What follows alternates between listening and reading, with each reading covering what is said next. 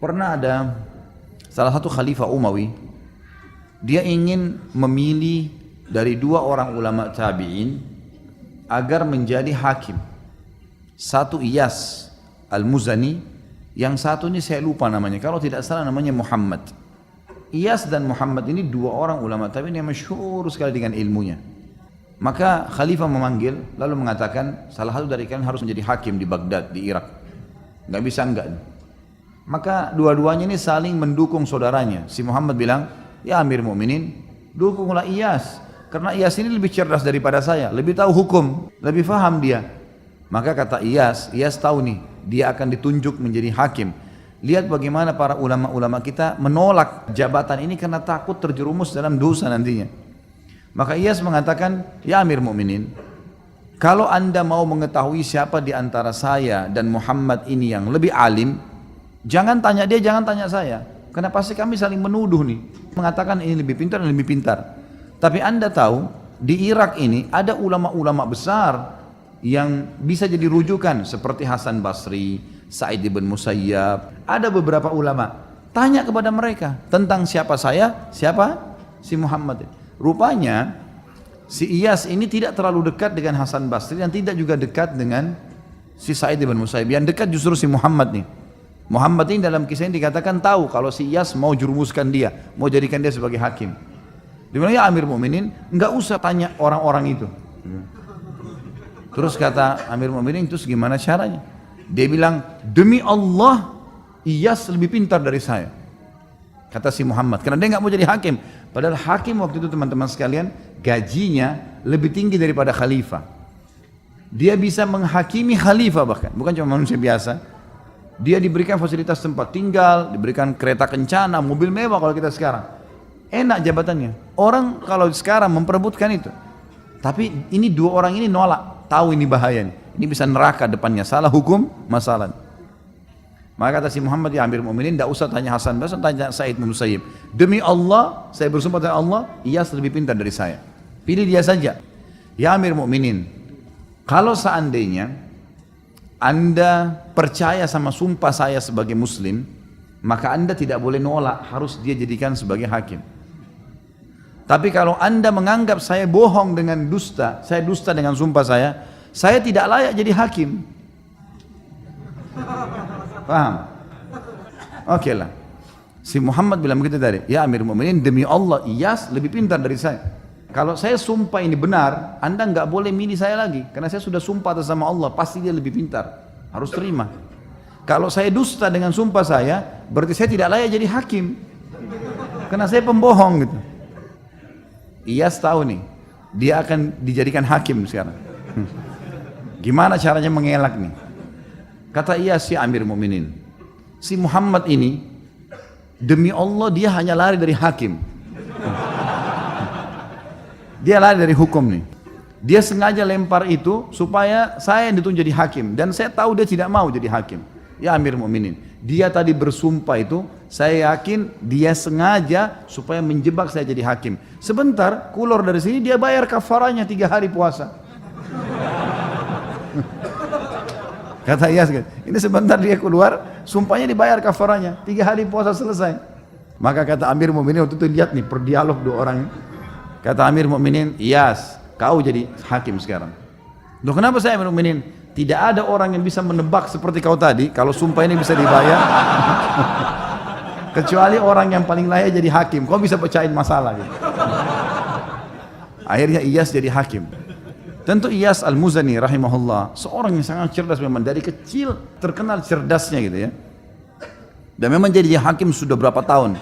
Waktu dia masih kecil, ada orang-orang Yahudi, tempatnya dia belajar matematika. Orang Yahudi belajar matematika, hitung-hitungan. Iyas ini masih kecil, masih 7 tahun, belajar sama orang Yahudi. Orang-orang Yahudi lagi bicara, itu orang-orang Islam itu katanya nanti kalau orang masuk surga nggak ada buang air besar, nggak ada buang air kecil. Tapi katanya ada makanan, kok bisa gitu? Mestinya kan harus keluar kotoran kayak di dunia, karena di dalam Taurat rupanya tidak ada itu. Kata Iyas begini, hai guru, bisa saya bicara sebentar? 7 tahun umurnya, memang cerdas sekali orangnya. Maka kata orang Yahudi itu, ya silakan. Dia nggak sangka nih anak 7 tahun bisa ngomong. Maka kata Iyas, kalau seandainya Anda lagi makan makanan, apakah semua makanan yang Anda makan itu jadi kotoran? Dia bilang enggak. Lalu kemana? Kata gurunya, jadi energi.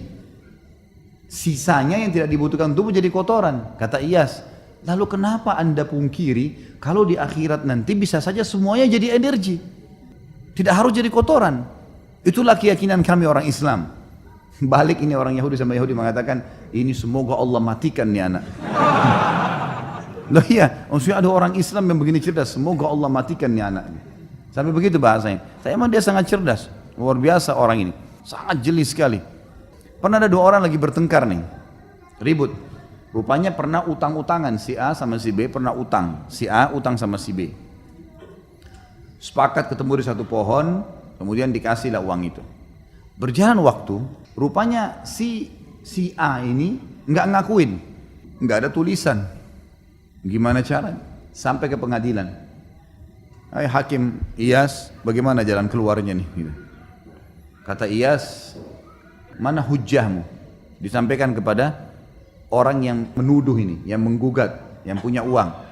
Dia bilang, ini teman saya kenal.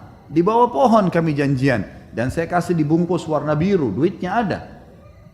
Kata Iyas, itu saja? Ya. Ada saksi? Nggak ada. Ada tertulis? Nggak ada. Tanya kepada si A, yang benar nggak yang dia bilang? Nggak benar. Mana buktinya? Saya nggak pernah kenal orang ini, saya nggak pernah ambil duit dari dia. Tapi Iyas ini, Allah Subhanahu Wa Taala berikan dia feeling, dia merasa memang si B benar nih. Ringkas cerita, kata Iyas, baiklah.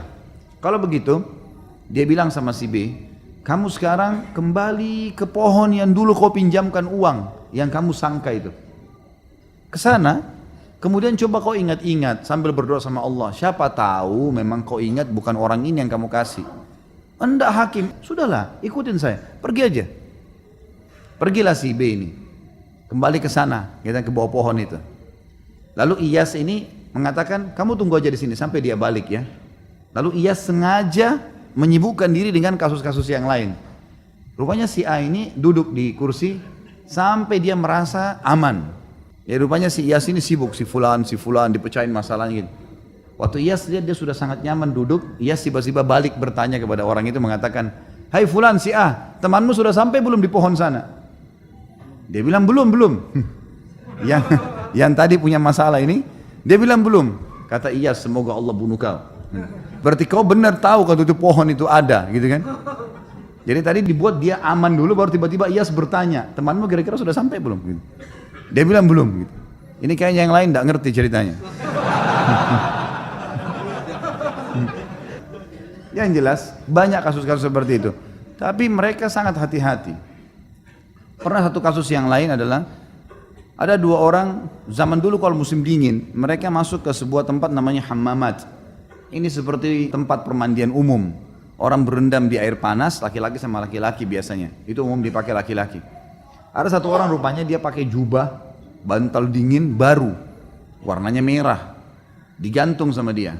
Ada orang datang, yang lain lagi satu, pakai jubah warna hijau sudah tua, mandi sama-sama berendam. Rupanya yang pakai mantel hijau ini pencuri. Waktu dia lihat mantel bagus di sebelahnya, mahal, ini dari bludru. Maka kemudian dia pun keluar dari tempat mandi itu, berendam itu sebelum orang ini bangun. Kemudian dia langsung ngambil jubah warna merah, kemudian dia pergi. Yang punya jubah merah lihat, ini jubah saya diambil. Kemudian dia keluar, dia pakai jubahnya dia, karena dia tahu orang ini yang ambil tadi. Sekarang akhirnya si mantel ini berubah. Yang pemilik merah tadi, yang punya merah, yang baru ini, akhirnya dia terpaksa pakai jubah yang warna hijau. Karena jubah merahnya dibawa lari sama orang itu. Dia keluar gak mungkin kedinginan. Dipakailah jubah yang tua yang hijau ini. Yang mencuri tadi sudah pakai jubah merah, sudah lari. Dikejarlah sama dia.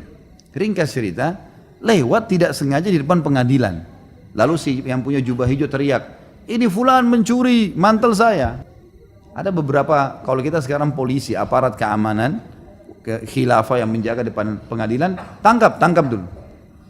Tangkap, ini orang ini jubah saya. Kok bisa? Ini yang pakai jubah merah bilang, enggak ini jubah saya, ini sama saya. Loh tadi kan kamu sama saya masuk ke kamar mandi untuk berendam.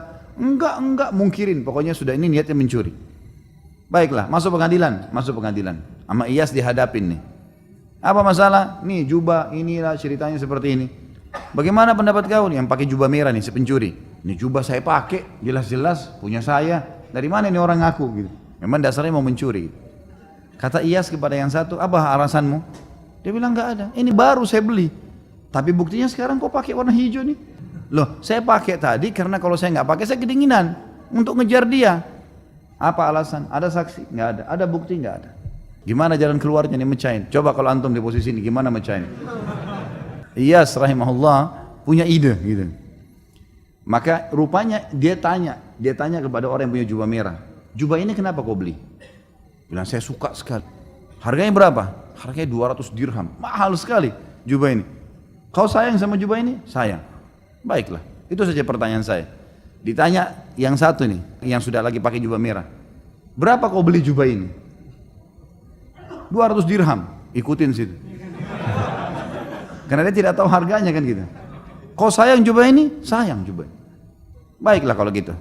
Sekarang untuk membuktikan, saya akan ambil sebuah alat. Diambil seperti alat tapi dari besi. Itu untuk menghancurin benda biasanya. Bukan pedang juga. Tapi ada seperti sisir kalau kita sekarang tapi tajam-tajam gitu ya. Lalu kata Iyas, panggil salah satu petugas di pengadilan, ambil tuh jubah merah, keluarin sekarang, taruh di depan saya. Ini jubah sekarang, saya akan hancur-hancurin. Karena kalian berebut, tidak tahu siapa yang punya, maka saya akan hancurin nih. Diambillah sama dia, sisir tersebut tadi yang tajam ini, kalau ditarik ini sobek semua nih. Tiba-tiba yang punya jubah, yang memang punya jubah yang tadi yang betul-betul beli itu, mengatakan sudah, hakim, nggak usah, kasih aja dia deh. Daripada hancur. Sementara yang satu ini bilang, ya udah silahkan, hancurin aja. Udah ketahuan belum? Sudah mulai cerdas malam ini. Ini betul jubahnya si B, kasih si B. Loh kok bisa si A-nya mungkir? Nggak mungkin. Kalau kau punya kau nggak bakal mau hancurin. Seperti itulah. Dan cukup banyak kasus-kasus dalam pengadilan Islam yang unik sekali.